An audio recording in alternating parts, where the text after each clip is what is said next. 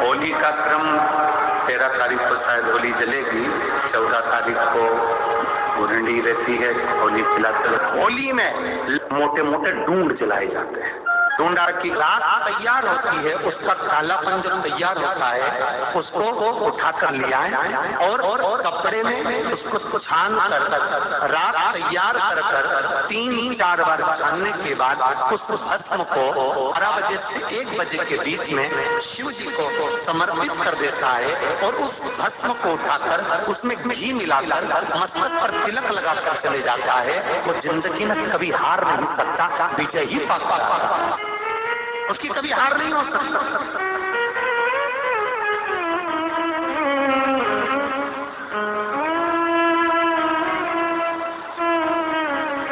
वो कभी हार नहीं सकता। शिव महापुराण की कथा कहती है वो भस्म विजयता को प्रदान करती है। आपको किसी से नहीं करना, किसी के हाथ नहीं जोड़ना, केवल वो भस्म का तिलक लगाकर जिससे आपका काम निकालना है उसके सामने पहुंच आपको सुख अनुभव हो जाए। तो भस्म इतनी प्रबल हो, पूरी कहानी गलत बताई। अगर दुनिया के लोग सही कहानी बताते तो भतीजा और बुआ का संबंध खराब नहीं होता। कहानी गलत थी ना। लोगों ने कहा, हिरण्यकशिपु ने अपनी बहन से कहा, बहन तू अपने भतीजे को गोदी में रखकर बैठ जा और चादर ओढ़कर बैठ जाना, तू बच जाएगी, तेरा भतीजा जल जाएगा। तो बुआ भतीजे को जलाने के लिए गोदी में लेकर बैठी। बोलो सही है कि गलत है? लोगों ने कहानी गलत बताई। होली का लोगों ने कहा उसने अपने भतीजे को जलाया। पहले तो होलिका का नाम तो निकालो कि होलिका का नाम क्या है। कथा वालों ने कह दिया हिरण्यकशिपु की बहन थी होलिका, वो अपने भतीजी प्रहलाद को गोदी में लेकर बैठ गई। वो प्रहलाद को हाथी के पांव के नीचे डाला, खोलते तेल में डाला, अग्नि में डाला, इसमें डाला, उसमें डाला, नहीं मरा। आखिरी में अपनी बहन से कहा होलिका, तो अपने भतीजे को गोदी में लेकर बैठ गया। पहले उस होलिका का असली नाम तो लाओ जिस होलिका का नाम विष्णु पुराण में ढूंढा लिखा है। क्या नाम लिखा है? ढूंढा। होलिका का असली नाम लिखा है विष्णु पुराण में ढूंढा। इसलिए आज भी होली में लकड़ी नहीं जलाई जाती, मोटे मोटे ढूंढ जलाए जाते हैं, क्योंकि उसका नाम ढूंढा। और ढूंढा बैठी अग्नि में, भतीजे को गोदी में लेकर बैठ गई। उसके पास में ब्रह्मा जी की चादर थी जिसको ओढ़ कर बैठ जाती थी तो आगी में जल नहीं सकती थी। ढूंढा ने देखा चारों तरफ से आगी लग गई, मेरा भतीजा जल जाएगा। तो बुआ को लगा मेरा भतीजा जल जाएगा। बुआ वो होती है जो दुआ देती है, बुआ कभी बददुआ नहीं देती। और ढूंढा ने अपनी चादर को उतारा, आगी चारों तरफ से लग गई। बुआ को लगा मेरा भतीजा जल जाएगा, तो अपनी चादर उतार कर अपने भतीजे पे डाल दी और बुआ खुद जल गई और अपने भतीजे को नहीं जलने दिया। ये कथा है, पर लोगों ने उसको पूरी पलट दिया, पूरा पलट। बुआ कब जलाई अपने भतीजे को? होली का क्रम 13 तारीख को शायद होली जलेगी, 14 तारीख को गुरंडी रहती है, होली खिलाती है। पिछले वर्ष थोड़ा सा होली का क्रम रहा, तो अब की बार सब जगह की होली में ना जाते हुए केवल एक होली, वो भी सीहोर की, वो 15 तारीख को महादेव की होली, मार्च को महादेव की होली। अपने शिवालयों में शंकर जी शिव मंदिर के अंदर चंदन का जल 1 लोटा अवश्य चढ़ाएं, महादेव की होली अवश्य मनाएं। होली आ रही है, लगी नहीं रिया की होली जैसा है।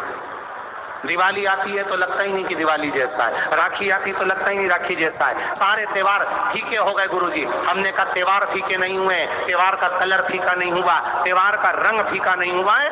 बस त्योहार वही है, गुलाल वही है, मिठाई वही है, गुजिया पपड़िया वही है, खुरमे चकरी वही है, पपड़िया वही है, गुजिया वही है, इंसान वही है।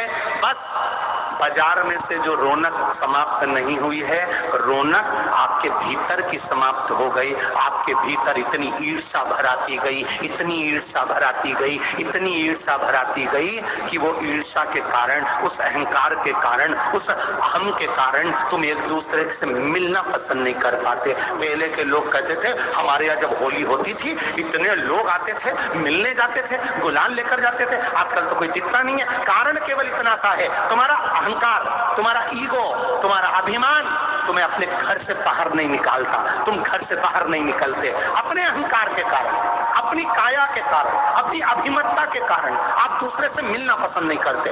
जरा सा कोई ने कलर लगाया तुम्हें क्रोध आ गया, जरा सा किसी ने गुलाल लगाया तुम्हें गुस्सा आ गया, जरा सा कोई आया भाभी जी भैया जी करके गुलाल लगा गया, तुम न न न न न न न न न कहाँ जाओ? इतने वीआईपी हो गए, इतने वीआईपी हो गए, इतने वीआईपी हो गए कि अपने त्योहारों से भी दूर हो गए। मेरा निवेदन है, होली का त्योहार आ रहा है, उस फागुन के त्योहार में मेरा देवाधिदेव महादेव माता पार्वती के साथ होली खेलता है, मेरा कृष्ण कन्हैया राधा रानी के साथ होली खेलता है। आप भी अपने इष्ट मित्रों के साथ होली खेलिए और दिल से। अरे सीहोर जिले में एक होली होती थी, उस होली का नाम हमने पिछली बार बदल दिया था। कौन सी होली करती थी? महादेव की होली। पिछली बार हमारे सीहोर जिले में हमेशा होती आई थी वो होली, थोड़ा उसका नाम हमने चेंज कर दिया था तो उसको महादेव की होली कर दिया।